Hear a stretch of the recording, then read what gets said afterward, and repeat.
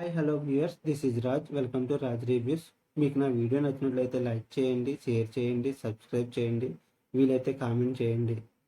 Let's get into the topic. Srimanthudu సినిమాని copy కొట్టారా అంటే కాపీ కొట్టారు అని వినికిడి వినిపిస్తుంది.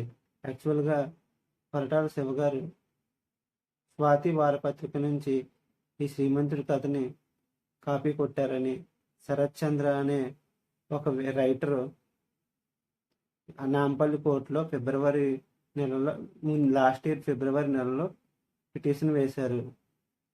దీనిపై కేసు నమోదవ్వగా ఆ నాంపల్లి కోర్టు కొరటాల శివపై క్రిమినల్ కేసును నమోదు చేసింది. అయితే ఈ కేసుని సవాల్ చేస్తూ హైకోర్టుకి ఆ పిటిషన్ దాఖలు చేశారు కొరటాల శివ. అయితే శరత్ చంద్ర తన దగ్గర ఉన్న అన్ని ఆధారాలను చూపించడంతో హైకోర్టు కూడా కింద స్థాయి కోర్టు తీర్పుకు అనుమతించాలని, కింద స్థాయి ఇచ్చిన తీర్పుకు అనుగుణంగా ఉండాలని తన తీర్పును ప్రకటించింది. అయితే దీన్ని కూడా సవాల్ చేస్తూ సుప్రీంకోర్టులో పిటిషన్ దాఖలు చేశారు.